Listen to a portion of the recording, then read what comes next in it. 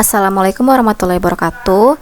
Perkenalkan, kami dari kelompok PAI. Di sini akan menjelaskan mengenai komposisi, struktur, dan fenomena yang ada di atmosfer bumi.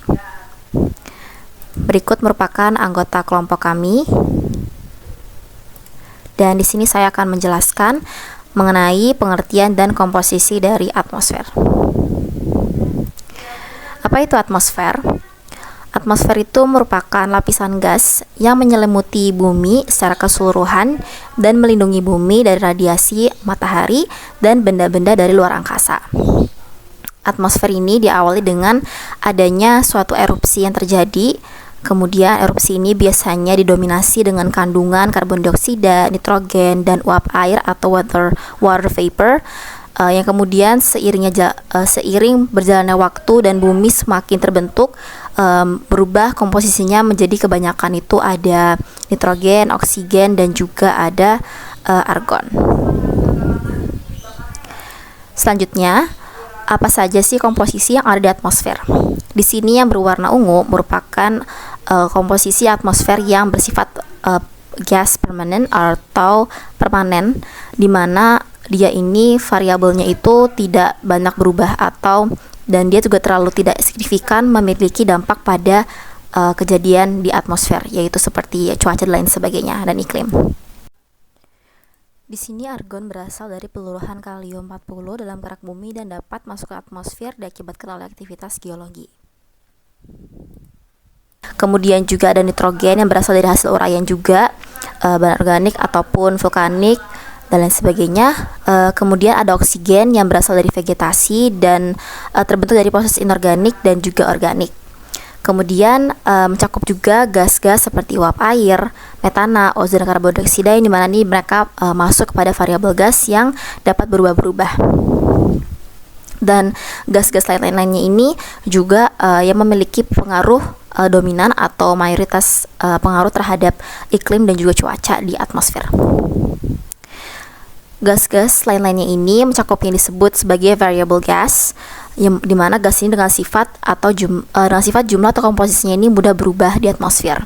Nah, gas ini termasuk yang pertama ada uap air atau H2O, dan ini berbentuk dari gas dari air. Jadi air ketika bentuknya gas itu seperti uap air, dan dia ini variabelnya itu bukan dalam komposisi atau banyaknya jumlah, tapi lebih ke perbedaannya jumlah di tiap lokasi, yaitu dari segi lokasi di mana dia jumlahnya beda. Seperti di lokasi tropis itu uap airnya lebih besar dibandingkan lokasi yang bukan tropis.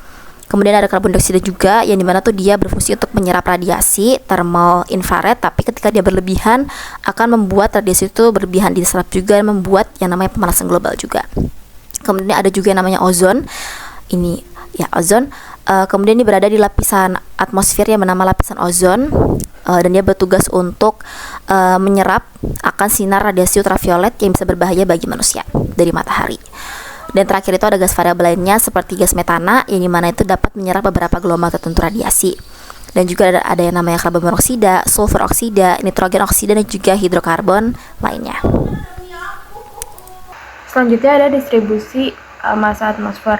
Kenapa massa atmosfer banyak di dekat permukaan? Yang pertama, gravitasi menarik gas ke bawah.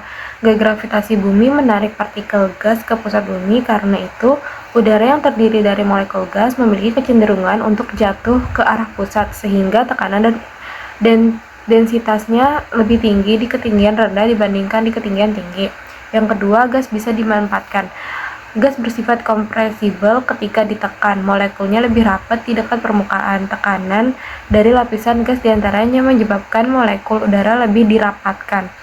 Semakin tinggi, semakin sedikit massa di atasnya, sehingga tekanan berkurang dan udaranya mengembang, densitasnya menurun. Lalu ada tekanan udara menurun dengan ketinggian. Karena massa udara di atas suatu titik semakin sedikit dengan bertambahnya ketinggian, tekanan udara yang dihasilkan oleh berat udara di atas semakin kecil. Tekanan udara sangat tinggi di permukaan karena semua udara di atas hampir ada, tapi menurun secukupnya meskipun volume udara masih ada di atmosfer atas. Distribusi massa. Sekitar 75% dari massa atmosfer berada di dalam 11 km dari permukaan. Dari permukaan sampai kira-kira 5,5 sampai 6 km sudah terkandung sekitar setengah dari total massa atmosfer. Hampir keseluruhan 99% massa atmosfer ada di bawah kira-kira 30 sampai 35 km. Lalu ada pressure change with altitude, yaitu menunjukkan bahwa tekanan udara air pressure semakin berkurang saat ketinggian dari permukaan bumi.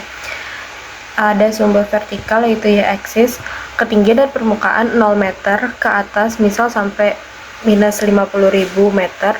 Semakin tinggi posisi di garis vertikal maka makin jauh dari permukaan. Lalu ada sumber horizontal atau x-axis, yaitu tekanan udara diukur dalam satuan milibar MB dimulai dari tekanan tinggi di sebelah kanan misal 1000 MB di permukaan ke tekanan rendah di kiri saat ketinggian tinggi. Lalu ada kurva yang menurun, yaitu menunjukkan bahwa tekanan di permukaan tinggi karena ada banyak di atasnya yang menekan. Saat ketinggian bertambah, jumlah udara di atas berkurang atau tekanan makin kecil. Selanjutnya, akibat dari distribusi massa atmosfer di dekat permukaan. Fenomena cuaca terkonsentrasi di bawah karena udara padat ada di bawah. Uap air juga banyak di sini. Hujan, awan, badai, angin terjadi di lapisan rendah, terutama troposfer. Yang kedua, ada kehidupan hanya bisa ada di dekat permukaan, yaitu oksigen dan gas-gas penting terkumpul di bawah. Manusia, hewan, tumbuhan bisa bernapas dan bertahan hidup. Yang ketiga, ada tekanan udara lebih tinggi di permukaan. Tekanan menurut dengan ketinggian, yaitu makin tinggi, misal di gunung, udara makin tipis, bikin cepat lelah, sesak, atau butuh aklimatasi. Yang keempat, ada penerbangan dan teknologi. Dipengaruhi oleh pesawat terbang tinggi komersial terbang di ketinggian tertentu, stratosfer bawah, untuk menghindari cuaca turbulen yang terkonsentrasi di troposfer. Lalu yang terakhir ada efek suhu dan iklim, yaitu radiasi matahari banyak diserap dan dipantulkan di lapisan bawah karena massa gas dan partikel lebih banyak, menjadikan iklim tropis kaya akan fenomena cuaca. Baik, terima kasih. Selanjutnya, saya akan memberikan penjelasan terkait struktur atmosfer. Atmosfer bumi sendiri ini terbagi menjadi 5 lapisan utama dengan lapisan terdekatnya adalah troposfer. Nah, ini merupakan lapisan pertama dengan ketebalan rata-rata 11 km dan suhu di daerah troposfer sendiri ini sering menurun seiring bergantinya ketinggian dengan adanya udara yang tidak stabil dan hampir semua fenomena cuaca itu terjadi pada lapisan troposfer. Nah, lalu di bagiannya ada tropopause yang dimana lapisan tipis ini menjadi batas antara troposfer dan stratosfer. Nah, tropopause sendiri ini menahan pergerakan udara vertikal dan memunculkan arus jet yang sangat berpengaruh terhadap penerbangan. Nah, jadi setelah troposfer itu kita menemui dulu tropopause, lalu kita mencapai ke tahap stratosfer. Nah, stratosfer sendiri ini membentang hingga 50 km yang dimana ini termasuk lapisan stabil dan jarang terjadinya cuaca. Dan stratosfer sendiri ini pun mengandung lapisan ozon yang melindungi bumi dan radiasi ultraviolet berbahaya. Nah, di atas stratosfer kita menemui lapisan mesosfer yang berada di ketinggian 80 km dengan suhu terdingin sekitar minus 90 derajat. Nah, meteor sendiri pun juga masuk ke dalam lapisan ini dan terbakar di lapisan mesosfer. Setelah mesosfer, kita menemui lapisan termosfer yang membentang antara 500 hingga 1000 km dengan suhu yang bisa mencapai 1500 derajat Celcius. Meski panas, kerapatan udara di sini tuh sangat rendah dan disinilah terjadinya atau terdapat ionosfer yang berperan dalam gelombang radio serta aurora. Dan juga di lapisan ini juga ada stasiun luar angkasa internasional yang mengorbit di lapisan itu. Nah, lalu di lapisan terluar atau lapisan terakhir itu ada eksosfer yang sangat tipis hingga akhirnya bercampur dengan ruang angkasa. Banyak satelit mengorbit bumi pada ketinggian lapisan ini.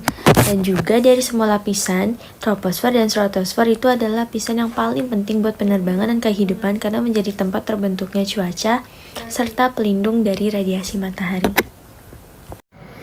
Nah, yang terakhir adalah fenomena-fenomena khas yang terjadi di zona tropis. Yang pertama adalah menerima sinar matahari yang paling besar. Posisi di garis ekuator menyebabkan wilayah tropis menerima penyinaran matahari yang paling intens sepanjang tahun.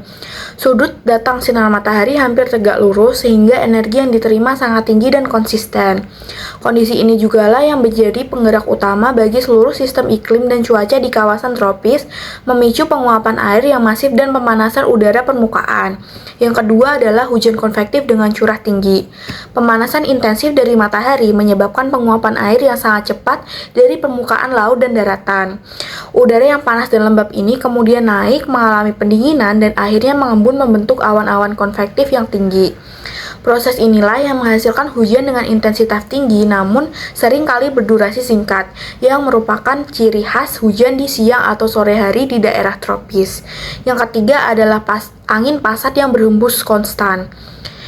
Angin pasat adalah angin global yang berhembus secara konsisten dari wilayah subtropis yang bertekanan tinggi menuju ke daerah ekuator yang bertekanan rendah. Angin ini berhembus dari arah timur laut dan tenggara. Nah, kestabilan angin ini disebabkan oleh siklus sel Hadley dan berperan penting dalam mendistribusikan uap air serta energi panas menuju daerah khatulistiwa. Yang keempat adalah ITCZ zone sebagai pertemuan angin pasat. ITCZ zone adalah zona atau sabuk rendah yang mengelilingi bumi di dekat ekuator, tempat di mana angin pasat dari kedua belahan bumi bertemu dan memaksa udara untuk naik secara vertikal. Nah, proses penaikan udara dalam skala besar ini menyebabkan kondensasi uap air yang masif, menjadikan ITCZ sebagai pabrik atau daerah pembentukan awan dan hujan konvektif yang paling aktif di planet bumi. Yang kelima adalah hujan muson yang dipengaruhi oleh pergantian musim. Hujan muson disebabkan oleh pergerakan angin musim yang berbalik arah secara musiman akibat perbedaan pemanasan antara benua dan samudra. Nah, hujan muson ini dipengaruhi oleh muson basah dan juga muson kering. Yang keenam atau yang terakhir adalah terbentuk siklon tropis.